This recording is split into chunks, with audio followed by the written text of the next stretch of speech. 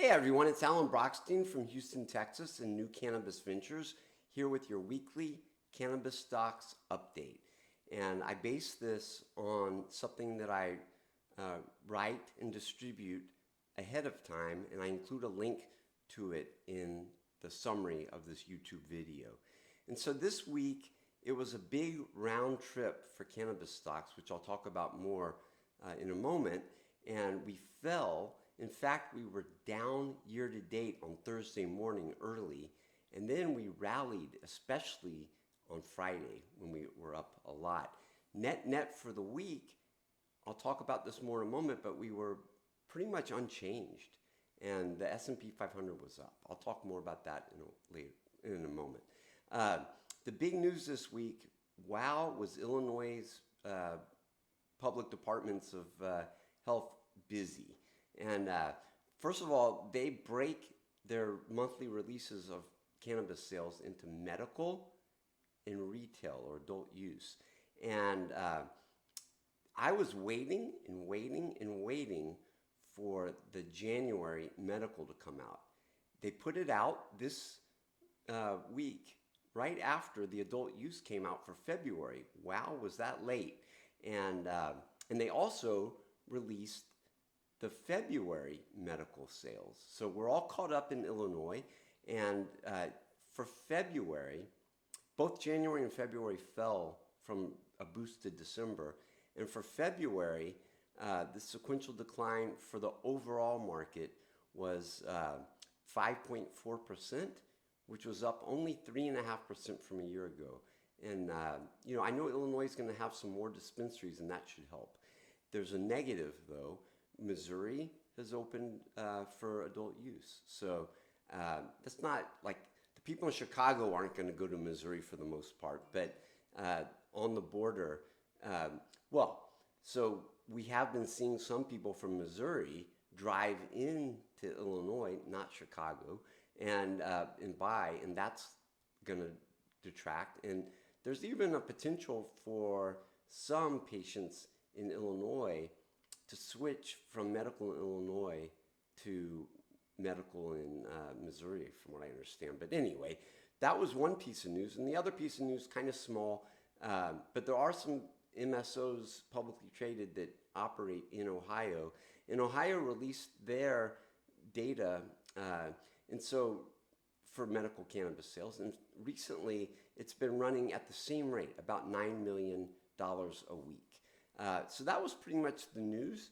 I did write a piece for Seeking Alpha. I love Seeking Alpha, and I'm really looking forward to going live publicly with my 420 investor, which used to be at Benzinga. I don't like Benzinga.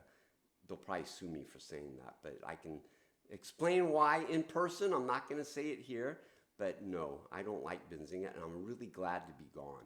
And I'm really looking forward to probably in mid-May, going live on Seeking Alpha with the 420 Investor Service. But I continue to stay on top of the cannabis market. And this week I wrote on Seeking Alpha a piece called Troubled Trulieve is a Timely Buy. And I've followed Trulieve for quite some time, and typically I don't like the stock. I feel like historically, people have given the company too much credit. And I have some issues with Florida, and I know it could legalize, but I'm not sure that's going to be good for Trulieve, probably. But I have some other reasons for concern. I pay attention to the population growth in the state, which boomed during the pandemic, and it may shift the other way. And I can tell you now that the patient count was up a lot, and it was up for a lot of reasons, which I wrote about in that article. And its year-over-year growth was the lowest ever. It's still very high at 14.8%, but we are seeing competitors of Trulieve come get scale and come up the learning curve, and I think at a time when you have patient growth slowing, it's still up but slowing, and more competition, it could be a problem. But I really like the valuation of Trulieve, even factoring in potentially lower margins. I feel like the price right now is just too low.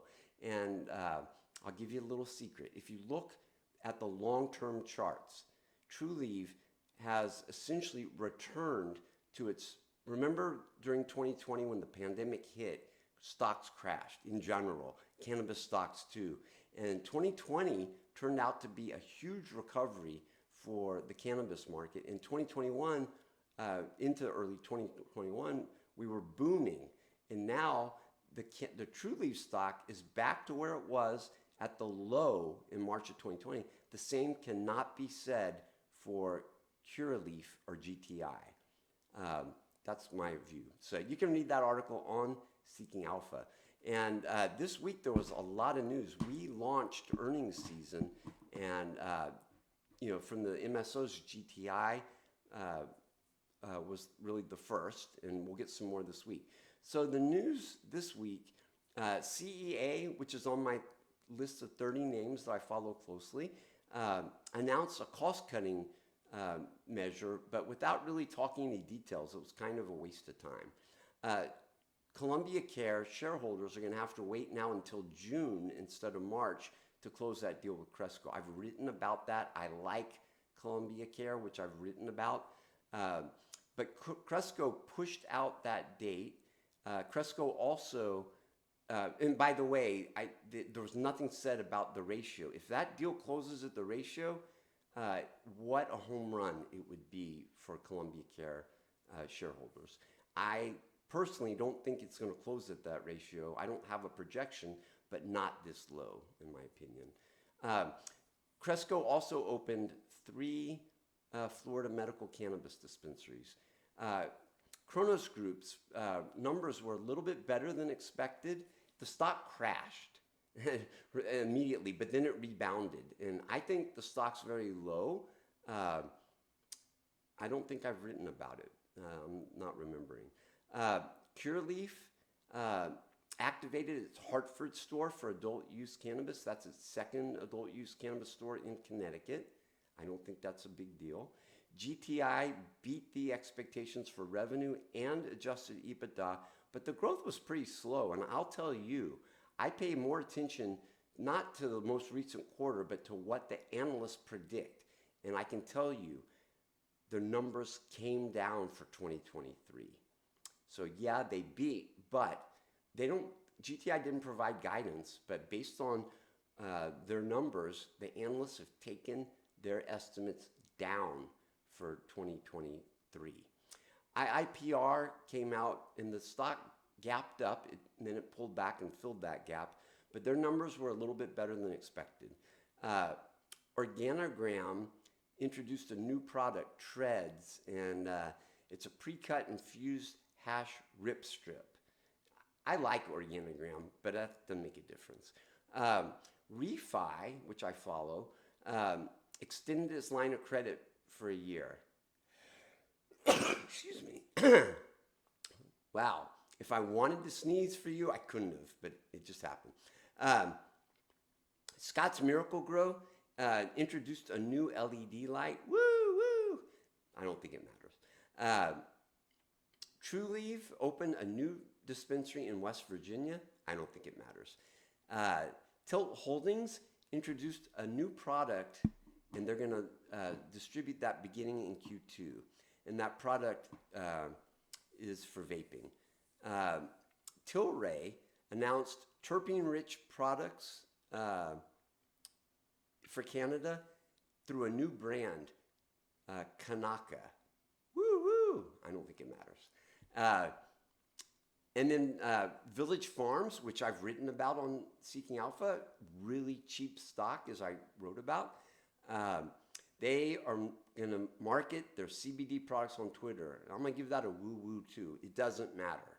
And then finally, Verano opened another dispensary in Florida. It's 66th. Woo-woo! It doesn't matter. So I just shared a lot of news. Some of it was earnings related, so that's always interesting. I don't think any of the other news except for the Columbia Care Cresco extension was really important. The market, getting back to that. So we were up a whopping 0.1% this week. The S&P 500 was up 1.9%. That leaves us up, the global cannabis stock index up 3.9% behind the 5.4% rally in the S&P 500. I'm expecting us to do a lot better than the S&P 500 this year. And I'm a little bit concerned about stocks in general, and I should repeat to you what I've said before, which is if we go back in the bear market, it's probably going to weigh on our market. I don't think we'd go down as much though. And I will tell you that I'm paying attention to very low volumes. So we've had a rally, and it's been though on very low volumes. The volumes Friday picked up a little bit. Okay, I'm running 2 model portfolios. One's similar to what I did at Benzinga. I had 2 model portfolios that they both were trying to long-term beat the global cannabis stock index. Now I'm running a model portfolio called Beat the Global Cannabis Stock Index. Kind of easy to figure out. And it's doing well year to date. This week, it didn't do so well. It was down 0.4%. That's worse than the 0.1% gain in the index, but doesn't really matter. Year to date, it's up 12.6%. That's way better than 3.9%. And if you read the piece that I am basing this conversation off of, it will tell you what I did this week. It was kind of a slow week for me. I usually make a lot of trades. And then in Beat the American Cannabis Operators Index, it was a very slow week. I trimmed Columbia Care kind of sadly on Friday. It went up a little bit from where I last bought it, but it was more than 20% of the model portfolio, which is, I think, too high. And that model portfolio was up 0.8% this week, but that was behind the American Cannabis Operator Index's gain of 1%, and behind MSOS, the other comparison, which was up 4.5% this week. Year to date, I'm killing MSOS, but not as badly as before. MSOS is down 0.6% year to date, and this model portfolio is up 2.4%. So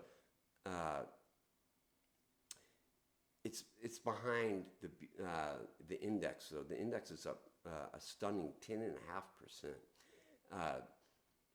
So that's really it, except for, let me conclude by going over the calendar. And as I said, last week earnings season started off, and this week AFC Gamma reports on Tuesday morning. Trulieve extended their thing by a week, their report by a week, and they're going to report Wednesday morning. And then Thursday's a busy day. Air Wellness, Chicago Atlantic, and Village Farms all report before the market opens and host their calls. 22nd Century Group and New Lake Capital report in the morning and host their calls during trading hours. And then after the close, Hydrofarm, Jones Soda, and Spring Big are hosting their Q4 calls. That's it. Y'all have a great week. Take care.